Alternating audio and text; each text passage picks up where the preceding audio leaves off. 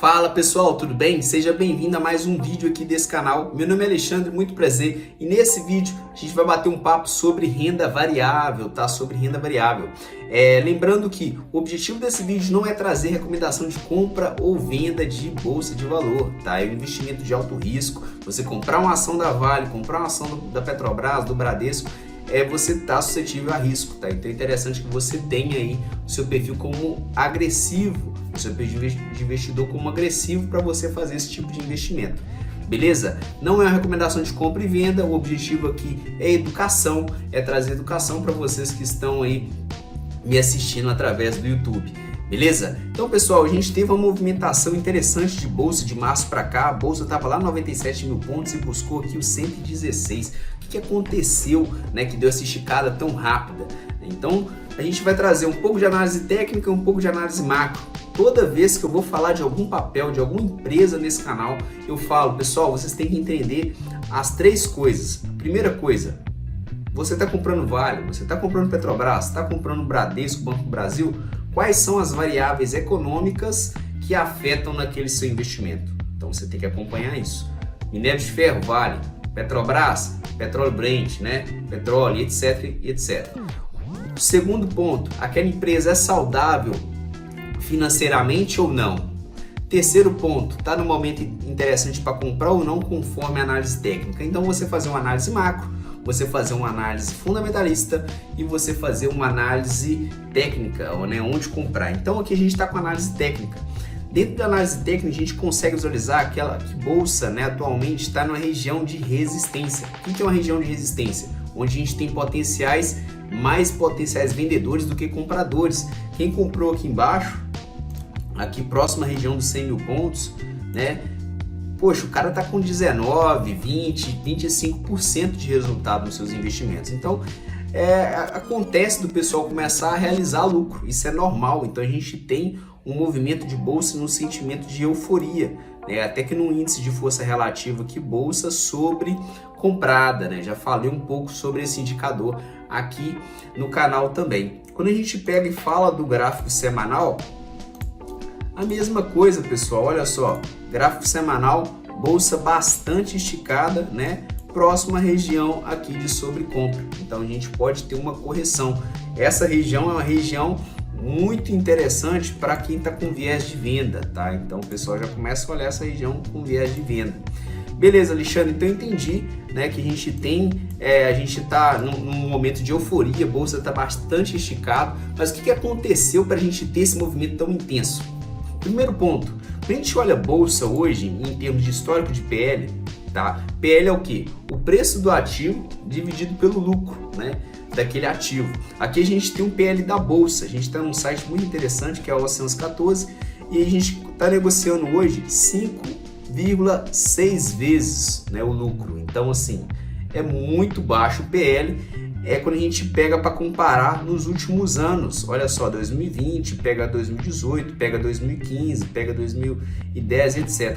Ah, mas Alexandre, mas aí você tem Vale e Petrobras, né? Esse boom dos commodities que teve nesses últimos 3 anos, né? Meio que distorceu isso aí. A gente pode tirar isso aqui, né? Tirar Petro e Vale e continua a visualizar um PL, né, bastante descontado em bolsa. Então assim, em termos de fundamento, indicador rápido, PL aqui a gente consegue visualizar que bolsa está bastante descontada. A gente nem plotou ela em dólar para saber quais níveis que ela está, mas olhando PL de bolsa a gente já começa a observar que os números estão ok, né? As empresas estão saudáveis apesar da gente ter passado por uma maré bem complicada, 2020 pandemia, 21 crise hídrica, 2022 a gente teve a situação de guerra, eleição e tudo mais, o mercado bem, né, intenso ali, e mesmo assim as empresas passaram por esse momento e está entregando lucro, está entregando bons resultados, todo trimestre a gente consegue ver isso, beleza? E aí, pessoal, a gente tem, alia um movimento de bolsa próximo à região de suporte, a um PL descontado, a gente plota bolsa, né, em dólar, a gente vê que ela também está descontada, mas aí o que puxa mais a bolsa é a situação do seguinte, né, são ciclos econômicos. A gente saiu de um ciclo expansionista, né, de uma taxa de juros de 2%, agora para um ciclo contracionista de uma taxa de juros de 13,75%. Mas Alexandre, como que taxa de juros vai afetar o meu investimento? existe uma palavra chamada custo de oportunidade, tá? Imagina você, investidor, taxa de juros a 2%, gerente do banco te liga e fala assim: seu Joãozinho, olha, vamos ter um investimento aqui, você vai ganhar 2% ao ano. Você fala assim, cara, meu amigo, 2% ao ano? Quanto que isso dá ao mês? Né? Dá muito pouco. E aí você prefere correr risco do que ficar conservador e não ganhar nada. Só que conforme o tempo vai passando, o gerente continua te ligando e um momento ele chega, ó, tem um investimento aqui, né, que está pagando 13,75 ao ano. Você, opa, 1%. E aí você vai e começa a aderir. Então você tem um fluxo de renda fixa e renda variável, né? Juros baixos, a gente tem uma atratividade maior para renda variável. Juro alto, a gente tem uma atratividade menor para renda variável. Mas ainda a gente está em 13,75. Qual que é o sentido de ter essa esticada, né? E aí você começa a ter sinais. Por que a gente teve um aumento de juros? O principal causador desse aumento de juros foi a inflação. Então a gente está aqui, a gente tem aqui um gráfico, tá? Do Banco Central, tá? E aí o Banco Central ele trabalha com metas, tá? Então que a gente tem essa linha preta, a meta da inflação, e olha como que o que aconteceu em 2021, ela saiu totalmente fora da meta.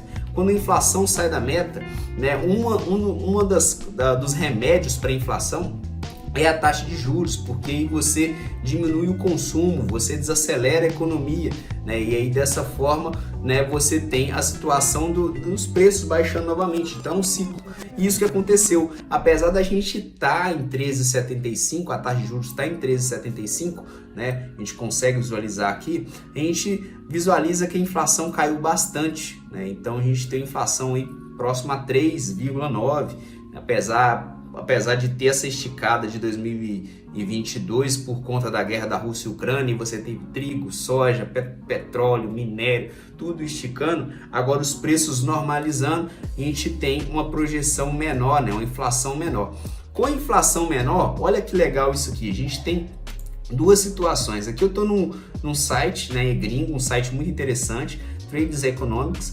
E aqui a gente tem o G20, onde a gente consegue visualizar que, olha só, o Brasil está 13,75 a taxa de juros, tá? Então aqui, ó, 13,75 Brasil, a gente tem aqui a Argentina com 97%, a gente tem aqui o Peru 7,75, Bolívia 3,88, Paraguai 8,5, Venezuela 57,57.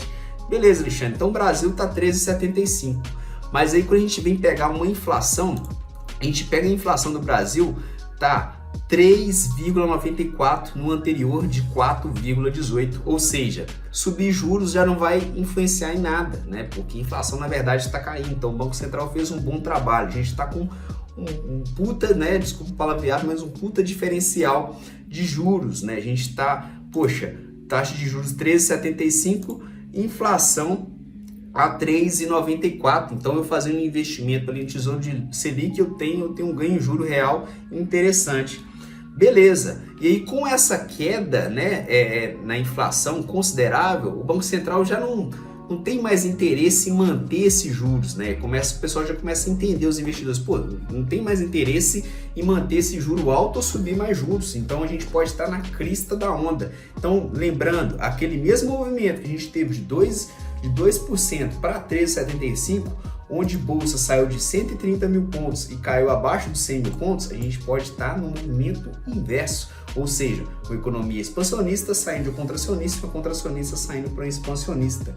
E aqui eu trouxe para vocês, pessoal, a correlação. Beleza, Alexandre, mas aí você só está estipulando, né? O juro está lá 13,75, aonde que tem indícios que esses juros pode cair? Existe um negócio que chama mercado futuro, e aqui eu estou no DI futuro de 2029. Olha só a queda que esse DI teve de fevereiro para cá, pessoal. Essa queda bem acentuada. Então esse gráfico azul a gente tem o DI futuro, e o gráfico laranja a gente tem bolsa. DI futuro sobe, bolsa cai, DI futuro cai, bolsa sobe, porque a gente tem custo de oportunidade e a gente tem o custo de dívida, né? Empresas que tomam dívidas, isso, né, acaba pressionando a margem delas, e aí que a gente tem um custo de dívida menor, a gente tem um alívio de margem, a empresa consegue tomar crédito, consegue fazer investimento, a economia continua girando. Então assim, pessoal, vamos lá, voltando, recapitulando, a gente estava numa região de suporte muito forte em bolsa em 97 a 101 mil pontos. análise técnica. Atualmente a gente tem, né, no curto prazo uma potencial correção, tá? Bolsa esticou bastante, quem comprou mais barato vai vender caro, então fica ligado num cenário técnico aí de correção de bolsa, tá? Por conta dessa região de resistência. Só que quando a gente fala de médio e longo prazo, a gente tem um cenário econômico muito bonito. Por quê? Inflação já sinalizando para baixo, né? Já sinalizando para baixo. A gente estava aqui, ó, 11,9, hoje a gente está 3,9. Então, o Banco Central, né, pode ser que não continue subindo juros e já está sinalizando isso no DI Futuros. Os investidores já estão visualizando isso, tá?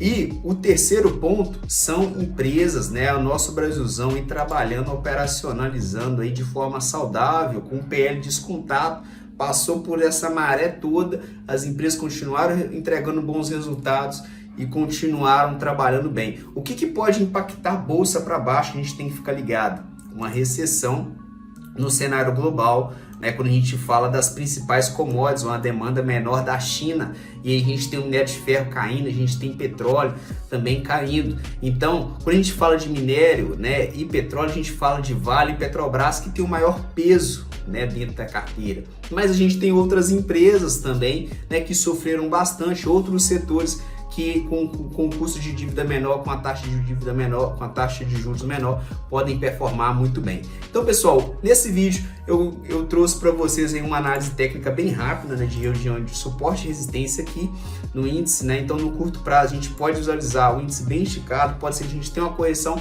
mas ficar ligado na renda variável aí, porque a gente pode estar surfando bons momentos agora com essa taxa de juros caindo. Beleza? Então, grande abraço aqui do seu amigo Alexandre, espero que você tenha gostado das informações que eu trouxe nesse vídeo. Se você não gostou, não tem problema, tá? Não precisa se inscrever, eu gostaria que você comentasse para mandar um feedback, mas se você gostou, né, dá o seu feedback, que é legal, se inscreve aqui no canal, que é uma forma de você retribuir esse tipo de conteúdo que eu estou trazendo aqui para você, beleza? Então um grande abraço do seu amigo Alexandre e até o próximo vídeo e valeu!